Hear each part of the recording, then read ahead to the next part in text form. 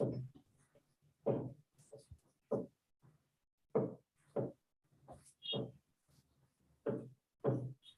I think we are live. Yeah, you are. Hi, I am Darlene Crasto, Head Strategic Accounts of CIEL HR. I welcome you ladies and gentlemen to yet another episode of CIEL Masterclass. As you know that we are a recruiting and staffing organization, one of the largest and fastest growing in India. By virtue of the work that we do, we find talent for organizations. CIEL HR is an organization which looks at a mix of talent. Our CEO, Mr. Aditya Narayan Mishra, very beautifully quoted in one of his blogs. Leaders have to walk the talk. It starts right from the top. Diversity is visible right there in terms of the mix of leadership talent. CIEL Live Masterclass is where we attempt to share facts and some reality checks, which help not only to bridge the gap for audiences, but also to bring to surface what's in it for each of us. So today, on the occasion of International Women's Day, we have a special episode designed around women empowerment. The topic for today is how to inspire women to break that glass ceiling. Glass ceiling for women is often talked about. Over the past 3 decades or so, while there is an improvement in our social and our economic position of Indian women, women reaching the senior and the top management are far and few, thus creating those glass ceilings. The glass ceiling refers to an invisible social and a workspace barrier which prevents women to grow to senior levels. So the bottom line is, how do women break those glass ceilings each day? And how do the top leaders do it? So this evening, we are going to try and break it down a little bit for you in a slightly different way, for which I welcome our guest speaker for today to crack the glass ceiling with her views and opinions.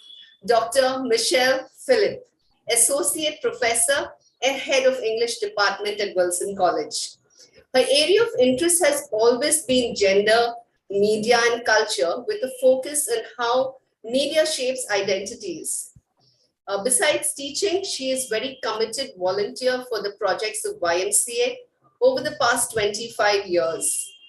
She was the first woman chairperson for Sharan, a home of destitute women and children here in Mumbai.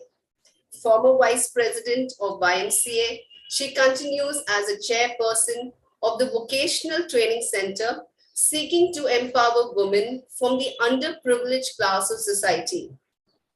Her very recent milestones is her very own podcast called Soul 3, which is dedicated to bringing the voices of ordinary people with ordinary stories. And her newest release is Just Be. It's a book written on life's journey and how do we focus on enjoying the small daily achievements to rituals like gratitude, planning, and journaling. So, ma'am, a warm welcome. And let me go straight into the questions. The first question to you: does the glass ceiling really exist, and who has created them? First of all, thank you very much, Darlene, for your warm words of welcome. And I'm very grateful to you and to CIEL for having invited me here for this program. So to answer your first question, I would say, does the glass ceiling exist? Yes and no. So Kali Fiorina, in case you haven't heard of her, was the first female CEO of Hewlett Packard. And when she was appointed as the CEO in 1999, she said, women face no limits whatsoever. There is not a glass ceiling. But some years later, almost a decade later, in 2008, when Hillary Clinton conceded the Democratic presidential nomination to Barack Obama, it was she who referred to the glass ceiling, saying that though she had failed to shatter the hardest glass ceiling, her supporters had put about 18 million cracks into it. So as you rightly said, this concept of the glass ceiling is used more in the corporate world and refers to that invisible barrier beyond which people, not just women, but marginalized communities, ethnic minorities, racial minorities in general, but women in particular, are unable to reach. So it's the inability of women to advance beyond certain mid-management levels in their professions, in spite of having their professional qualifications and achievements. And as we said, it's an artificial barrier. Now, we do know that a lot of women have entered the workforce, but few women make it to the top. And even larger number of women, I must say, never even encounter the glass ceiling, as socio-cultural demands prevent them from entering the field of paid employment. So yes, the glass ceiling does exist, and no, it doesn't exist for those women who don't have the opportunities to even be in a situation where they can consider or even think about the glass ceiling. Very, very well articulated, ma'am. And yes, most of the women out there have actually created their own imaginary glass ceiling, or let me say, the society has created this imaginary glass ceiling for women. So what are the dimensions for growth for women in this case? All right. So when we talk about growth, we need to understand those qualities that are specially available to women. We are all aware that women are legendary multitaskers. They are so used to doing 100 tasks at the same time. Although I would wonder whether we do them all well, but the point being that we are capable of multitasking. Women are also known to bring a holistic approach to any particular task at hand. They are considered to be more nurturing. They are more willing to share power as well as information. Now, it is these traits, I believe, that offer dimensions for growth. Because, see, we were in the world in an industrial age where capital and labor were considered important. But today we have moved into the digital age, the information age, which demands a spread of knowledge. It requires the acceptance of diversity of thought. And therefore, I believe women need to understand that there is a possibility of growth for them because of the unique qualities that they possess. Well said. But ma'am, just coming back to what you said, that women need to be more equipped and they need to have a diversity of thought. So what are we doing in the educational system that would actually empower women right from education to have that diversity of thought? Because what generally happens is women are educated and then they are out in the market and then they have to face the corporate world. So see, I believe a lot of this has to do with society's mindset that women have to be married before they reach a particular age. See, education is available to all. And we see a lot of women in colleges, at universities, in professional courses. And somewhere there has to be maybe setting up of incubation cells or awareness programs within education for women to understand what kind of career path they can forge for themselves. So education already has within it an inclusive, let's say a gender inclusivity, and yet you will find that more men, more male students go into fields like engineering and medicine, whereas women tend to go into those professions which are more, which need nurturing, let's say a teaching profession and things like that. So there are women who are going into those fields, and many of them after qualifying then get married. So they should understand that career and marriage should not be an either or. It can be, a woman can embrace both. Great. So men, do they encounter glass ceilings or not? I'm sure there are racial minorities and people of the lower status of society who don't have the opportunities and the ability to go to an Ivy League college. Right now we are talking about our students and why are they in Ukraine when we have a good education system. But look at a system which prevents our children from the lower income groups from getting into Ivy League colleges for medicine, for engineering, and whatever else it is. MBA colleges as well. So then they seek education elsewhere. So I'm sure men as well encounter this, but not to the extent at which women encounter it. Right, exactly, very true. And women also go through various challenges like their career breaks, they get married, they want to take a break, their maternity. They are by and large, by nature, the homemaker. So, how do women look at this differently and scale higher? Because women also, by default, carry a glass ceiling, which refrains them from scaling higher because of the multiple roles they play in society at large. So what would you say how women should look at it differently, to scale higher? Okay. So first of all, I would say it is not women who put limitations on them. It's the structure of the demands of society that stereotype women, and you find women looking at themselves and grooming themselves and identifying themselves through the lens of a patriarchal society. And then women begin to believe that the only way possible is through marriage and through presenting themselves in the way society expects them to be. And that puts a burden on them to take up these as challenges. Now I would also say that, see, women embrace those domestic responsibilities, but I would say don't look at them as interruptions. One has to, it's not an either or. It is, you need to embrace both of them together. And I feel that women should be aware that although they are they are believed to be emotional, they are believed to be family oriented and may have different ways of doing things, I feel men too can be equally emotional. They can be family oriented. At the same time, they have different approaches to parenting and perhaps even other issues pertaining to their personal lives. But I think women should realize that the emotional side of them can be tapped into, and they can evolve a management style, a leadership style that is different from the accepted style of management. Right. So then do you see companies or societies attempting to have this paradigm shift to enable women to scale higher, to dream big, to go out there and just do what they want?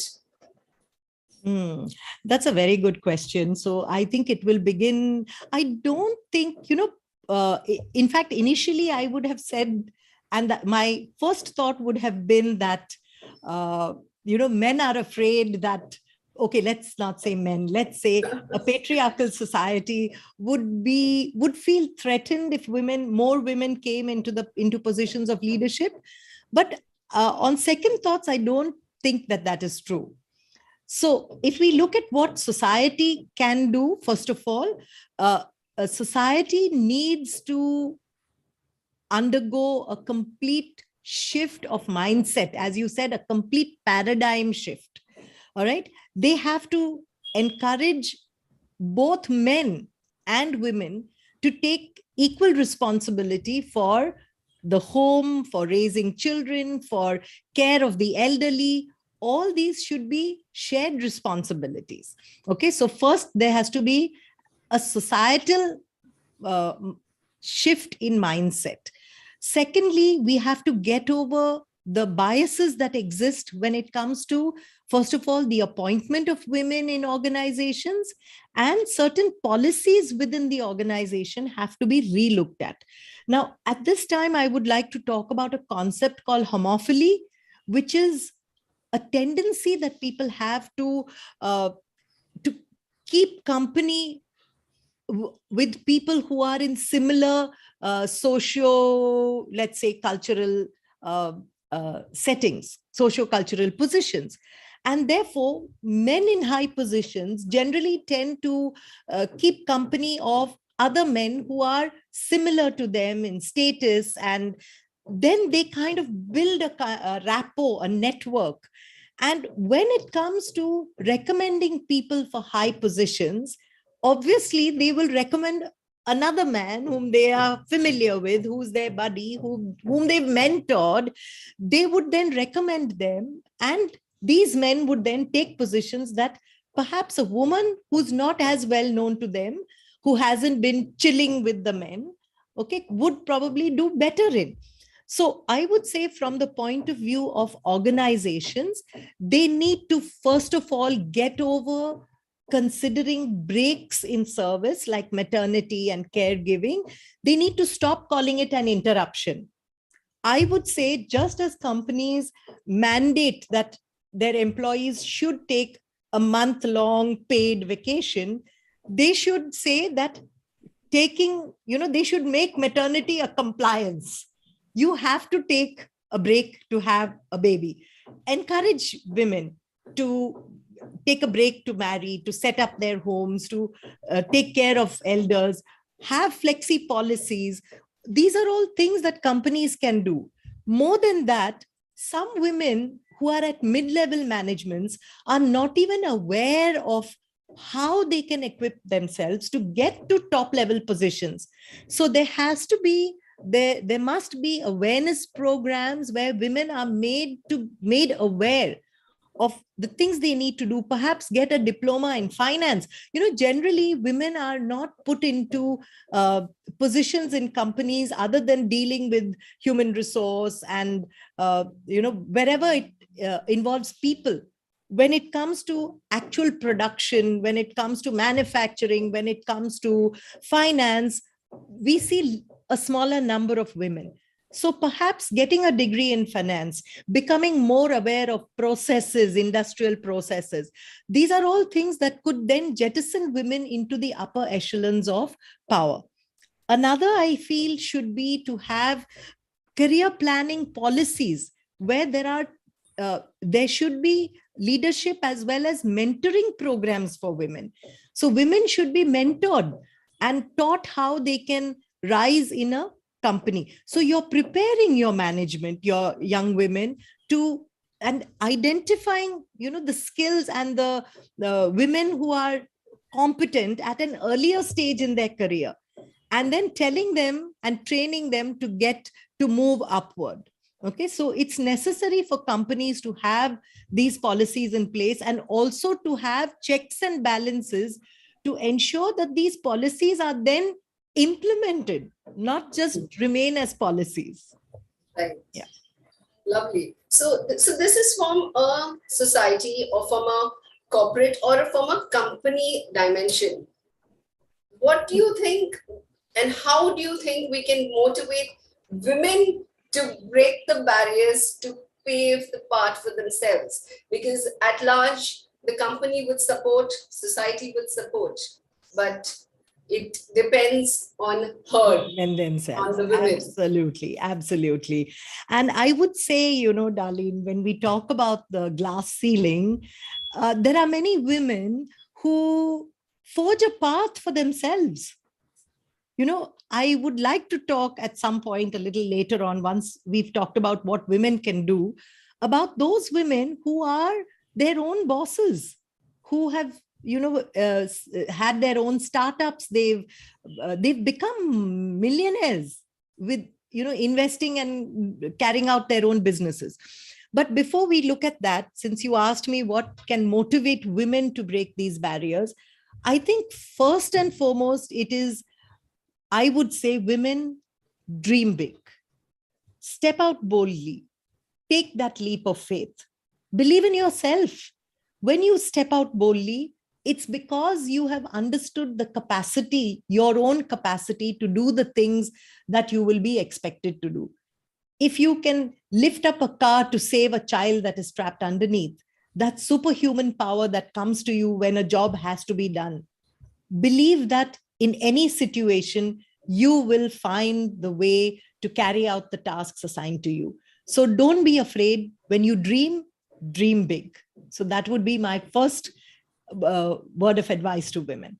Secondly, I would say, be your own critic, never your judge.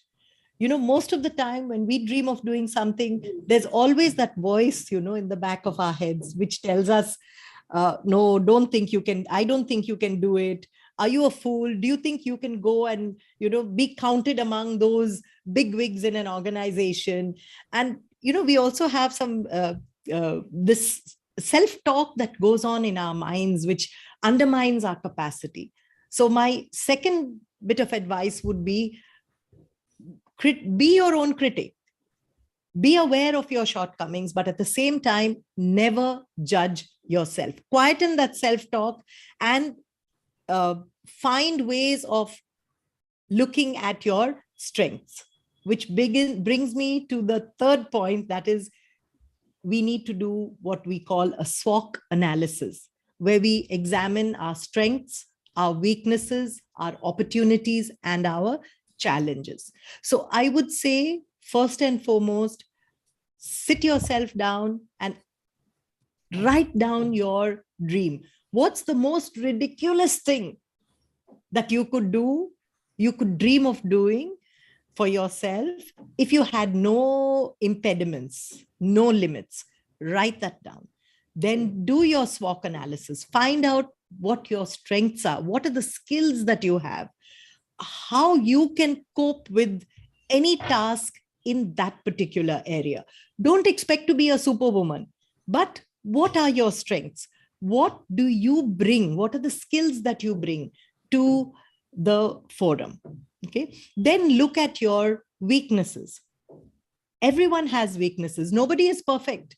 When we are perfect, when we aim for perfection, we are really saying that we don't want to do a particular thing, because nobody can be perfect. So identify your weaknesses, and we know we all have quite a few, and then develop strategies to overcome those weaknesses. Now, O is opportunities. And here I would say that we as women should be alert.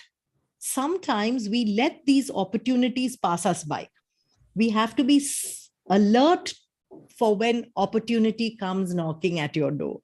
Dominant structures of power will never explain, equip, or direct you on the path to the top. So be alert, find the paths, keep yourself up to date with what qualifications you require, what experience you need to reach the top, if that's where you're aiming to go. And don't be afraid to seize the opportunity when it arises. And if you are passed over and somebody else is given the task, don't be afraid to speak up and say, why not promote me when I am better qualified than the person you have qualified? So I will always say, dare to dream. And when you dream, dream big. All right. And of course, there will be challenges ahead, but face them boldly. And so everybody makes mistakes. So don't beat yourself up when you make a mistake. Take on the challenge. It doesn't matter if you make mistakes, learn from them. If you make the same mistake twice, then there's probably something that you need to look at. But once you make a mistake, then fully equip yourself not to ever make that mistake again. So from SWOT analysis, I will move on to telling all of you, please put on your earplugs. You will always have people who will find fault with you, who will tell you you're not doing something right, who will say, oh, but you could have done it this way. Yes, I could have done it this way, but this is my way and I've done it and I did it quite well. So never listen to people who only have negative advice. And sometimes their well-meaning advice might actually be limiting our growth. Sometimes realize that people who are very close to you, who may be very well-meaning, may actually be a little envious of the fact that you are not afraid to step forward and be bold and do what needs to be done. So sometimes these people who are holding you back are the ones who sweet talk you into believing that you're not capable of doing something. So yes, do Put on your earplugs. Don't listen to what people have. And then I would say, finally, be consistent. Whatever you decide to do, keep at it. If you fail, it doesn't matter. Get back up and keep fighting. Now, I would love to say, be like the battering ram, or pick up your hammers and hammer away at that glass ceiling, shatter it, go chip by chip and take it down. But then that would be a man's way of doing things. Now, glass is a thick, thick, thick substance. And the only thing that can cut through glass is a diamond. So I would say the metaphorical glass ceiling exists, and women, pick up your metaphorical diamond rings and keep at it, punching at that ceiling with your metaphorical diamond rings, because your diamond is the only thing that can cut through that glass ceiling. So women, go for it. Pick up doesn't mean you have to go and buy a diamond ring now. Of course, it's nice to get one for yourself, but create your own opportunities. I would say, be your own boss. In many cases, if you don't want to work under someone, be your own boss. And here I would like to mention all the women entrepreneurs who have, literally set the ceiling much higher than your metaphorical glass ceiling. And I'd like to mention two of them. And we are all aware of Shark Tank and the sharks from Shark Tank. So I want to mention, I think, Ghazal Alag from Mama Earth Co., who became the first unicorn of 2021. And the second one is Nyka's Falguni Nair. There are so many other women who have made it big and have made it into the millionaires list by just starting their own companies. So yes, women's lives are extremely complex and cannot be, restricted by the metaphorical glass ceiling, because if we don't reach the ceiling, we move horizontally and make space for ourselves. So I think this is the advice that I would like to give to our women listeners out there. Lovely, ma'am. Beautifully articulated. I must say it's an honor to serve as your literature student and today as your host. And thank you for sharing your thoughts. They deserved to be heard. So here are a few habits to success that we've gathered from our discussion.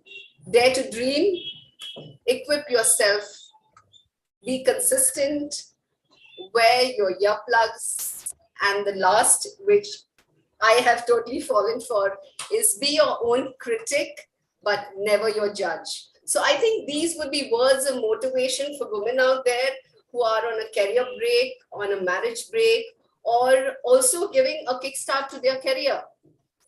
Yeah. So how to inspire women to break glass ceilings was our topic today. And this was selected to bring to surface and highlight that all women can live their dream, and not to make that glass ceiling that is defined by society largely patriarchal as our goal. We have to aim higher because we know we can. So to our viewers and a larger audience, this issue is far from being over. Would like to leave each of you on this International Women's Day with a question. We have made progress, and is this enough? Or do each of us contribute to the action much needed in this space? Saying this, I, on behalf of the CIEL leadership team, thank you, Dr. Michelle Philip, for your insights, your strong views on how we today can break glass ceilings. Thank you, our viewers this evening, for lending your ears and time. Let's go out there and make a difference. Happy Women's Day. Stay tuned as we bring along more live master classroom in days to come. Thank you, Darlene. It's been a pleasure to be here with all of you and your listeners to share my views on this topic. Thank you so much. And a happy Women's Day to all.